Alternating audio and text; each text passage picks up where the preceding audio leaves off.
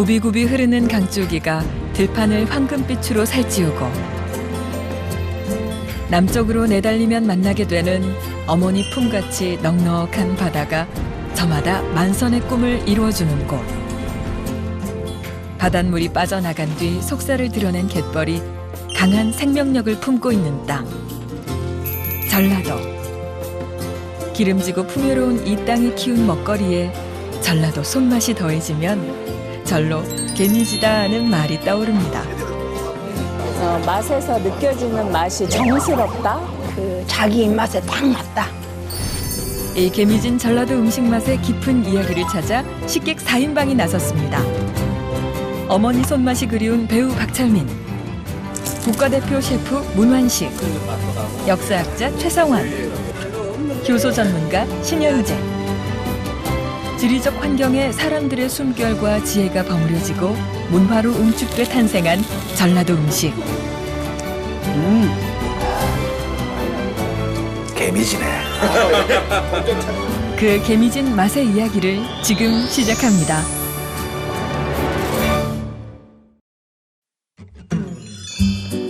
세상에, 우리 남도의 맛깔스러운 음식들이 아주 가득 차려졌습니다. 아니 뭐 그냥 보고만 있어도 배가 부릅니다.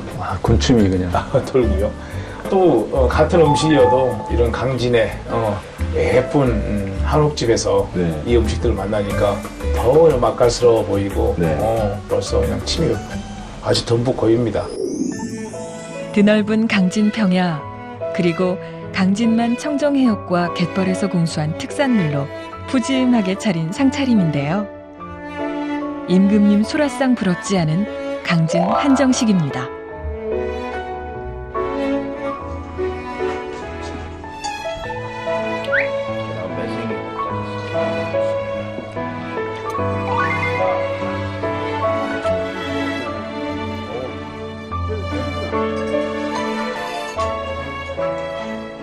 여기 와서 보니까 모든 음식들이 다 이 청자, 이 자기에 다 담겨 나오네요. 근데 이 강진이 뭐 예전에 고려시대 때부터 그런 그렇죠. 자기로 유명했잖아요. 고려 청자의 본 고장이죠. 여기가. 그렇죠, 강진이. 네. 그래서 이제 흙이 좋습니까? 흙도 좋고요. 도자기를 만드는 기술이 이 지역에서 아주 오래전부터 쭉 기반이 되어 있었고 사람들이 강진하면은 우리 한반도 개념으로 보면 지방, 시골에 있는 끝이라고 생각하는데 완전히. 그리고 고려시대 때 수도가 개경이었거든요. 그렇게 굉장히 멀리 떨어져 있어도 그때 당시에 귀족들이 가장 즐겨 애용하던 이 도자기는 지방인 강진에서 만들어졌어요. 그래서 그만큼 강진에 이러한 도자기 산업을 이용할 수 있는 세력들, 그런 분들이 많이 존재했고 고려시대에는 국가에서 도기소와 자기소를 두어 도자기의 생산을 관리 감독했는데 강진에는 대구소와 칠량소가 있었습니다. 11세기에 들어서 강진이 중요한 교역 거점이 되면서 청자 생산의 중심지가 됐는데요. 현재 문화재로 지정된 청자 유물 중 70%가 강진산일 정도로 예나 지금이나 강진 청자는 그 우수성을 높이 평가받고 있습니다. 이렇게 저는 청자에다 음식을 먹으니까 제가 마치 고려의 굉장히 귀족이 돼서 이 전통 요리를 맛보는 그런 느낌이 좀 들어요. 저 비주얼상 이분은 저 마당에 계시는 아니 그때 중국에서 우리 고려나 조선으로 이렇게 오신 사신인데 저희가 한국의 가장 이 대표적인 음식을 대접하고 있는 그런 느낌도 좀 들고. 맞아. 예전에 그 한정식, 남도 한정식도 이렇게 사신이 오면은 공중 음식처럼 이렇게 대접하고 그런 유래가 또 있었죠. 그런 데서 뿌리가 이 현대로 이어져 왔지 않았을까. 전라도 지역은 곡창지대로 농경시대에는 상대적으로 경제적 여유를 즐길 수 있어 음식을 곁들인 풍류 문화가 발달할 수 있었습니다. 한편으론 도읍과 거리가 멀어 왕족과 사대부들의 유배지가 되기도 했는데요. 그들에 의해 궁중 문화가 전해지면서 전라도에 한정식이 유래됐다는 이야기도 전해집니다. 남도 한정식에 관해서 잘못된 오해들이 좀 있는 것 같아서 무조건 뭐 종류가 많아야 남도 한정식이다. 뭐 고급 한정식이다. 몇 가지만 나오는 건 아니다. 그건 아닌 것 같아가지고요.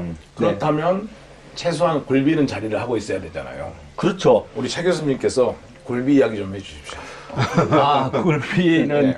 또 이 남도를 상징하는 대표 음식이고 바닷가 음식이잖아요. 원래 이제 조기를 가지고 하는 것도 영광, 법성포, 굴비 시장이 있고 전남 영광에서 전북 부안 위도 일대 칠산 바다는 예로부터 조기어장으로 유명했습니다. 요즘은 영광 근해에선 조기가 잘 잡히지 않아 대부분 먼 바다에 나가 잡아오는데요. 영광 굴비 상인들은 조기 아가미와 잎, 몸통에 천일염을 뿌려 간을 하는 섭간 방식으로 조기를 절인 뒤 10마리를 한 두릅으로 엮어 덕장에 걸어놓고 법성포 바닷바람에 꾸둑꾸둑하게 말려 영광굴비의 명성을 이어오고 있습니다. 이자겸이라는 사람이 유배를 왔어요, 영광에. 그런데 이제 이 조기를 먹어보고 너무 맛있으니까 비록 자기를 유배 보냈지만 임금을 생각하는 마음에 이거를 진상으로 올려 보냈다는 거예요. 맛있어서 한번 드셔보라. 그런데 이거는 내가 아부하는 게 아니고 나는 나의 뜻은 굽히지 않겠다. 그렇게 해서 이게 굴비라고 하는 말이 유래가 그렇게 됐거든요. 그래서 이 굴비를 진상받은 인종은 그 맛에 매우 흡족해하며 영광굴비를 매년 진상하도록 명했다고 합니다. 그도 그럴 것이 햇빛과 바람에 말려 탄생한 굴비는 조기와는 전혀 다른 맛을 냅니다.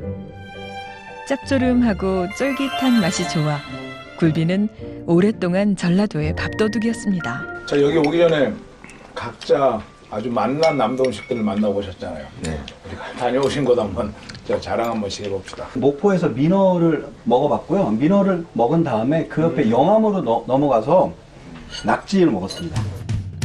버릴 것 하나 없이 다양한 맛을 즐길 수 있는 민어. 그리고 찰진 서남해안 갯벌에서 자라 맛이 달보드레한 낙지는 전라도 보양식으로 손꼽히는 음식이죠. 민어는 목포를 대표하는 9가지 맛 중에 하나입니다. 신안 앞바다에서 잡아올린 민어가 직송되는 목포 만호동엔 민어회를 전문으로 하는 횟집이 즐비해 민어거리가 형성돼 있습니다.